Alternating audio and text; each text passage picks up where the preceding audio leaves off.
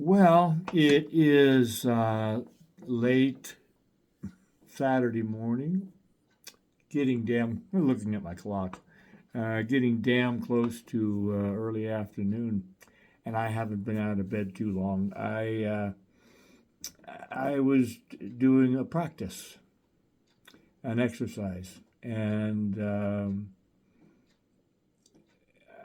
I have this challenge of giving myself permission to lay in the bed too long. No, to lay in the bed longer, um, without guilt, and it's hard work. I remember back into my childhood. There was I came away from that feeling like there was something evil. I mean, like not just bad, but evil about I was such a bad boy for staying in bed and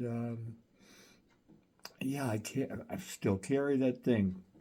I still got it looping around in here sometimes, often, usually. Uh, my lifestyle. I have things that commitments that get me out of bed.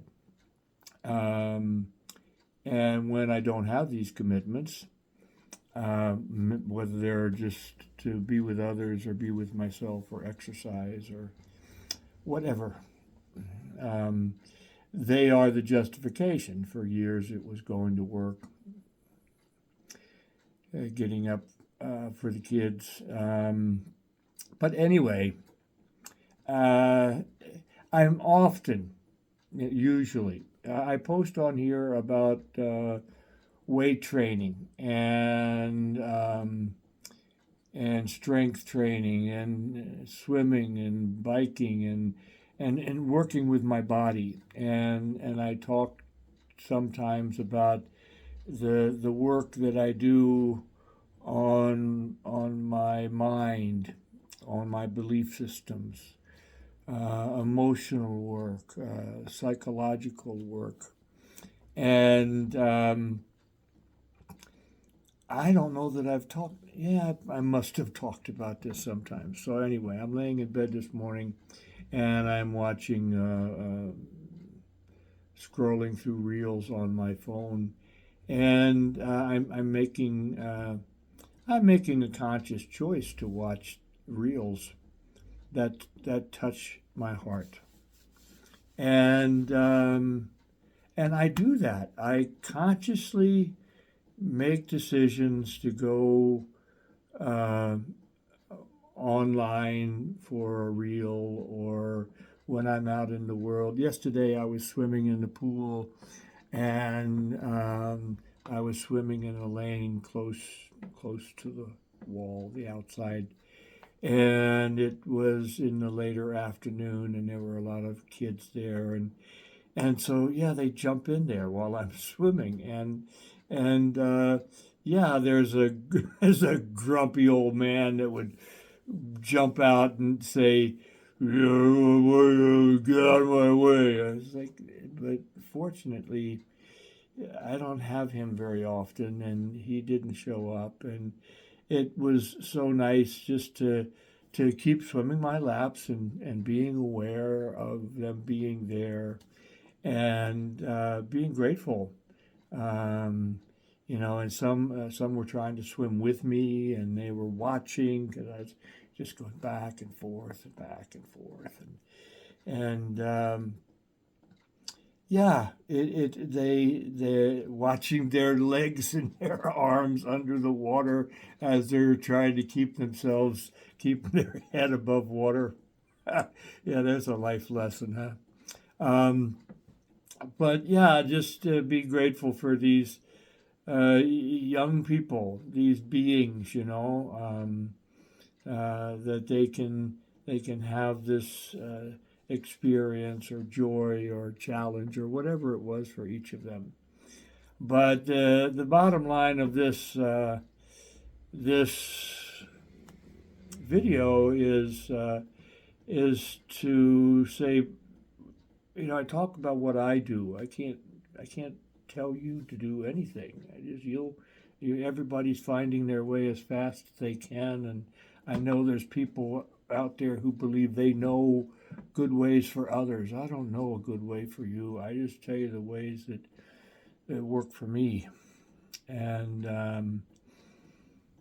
I cannot imagine anything that I do that is more important than intentionally making myself available to experience my open heart, my lovingness, my my indescribable. Um, I know that there can always be a distraction, um, and and um, I'll tell you a story. I don't think I can post it. It's this man. He's probably in his 50s, and he's sitting on the front steps, and he's got this pipe. I got no pipe, but he's got this pipe in his hand. And his wife comes out and says, "What's going on?" And she can see that he's got a very serious expression on his face, and he says, "You see this? This this is a wire. So there was wire rolled on this pipe." And he said, "I've had this for over 40 years. And it was full. It was full of wire. And so there was just a few strands of wire on the pipe." And he says, and this is what's left. And he said, and this is my life, And I know this. My life in this body has mostly passed. 80%, 90%, 99.5%. I had a young friend here yesterday, and he says, "Oh, Paul, I'm not going to know what to do when you're gone." And so we talked about that. I said, "You just talk to me. I'm always there." He said, "Yeah, I know. It is. It's true." He says, "We can not see each other for a long time, and you're here." And I said, "Well, just treat it the same way, Katya and I have talked about the long distance relationship that we have. She's in Germany, and we have long periods of time where our relationship is virtual. And it's like, what virtual can be video or audio, or it can be mental. Nothing has to leave. Another one I saw today was about that we're all connected. It's like that. How can we treat others in an unloving way because they are just ourselves?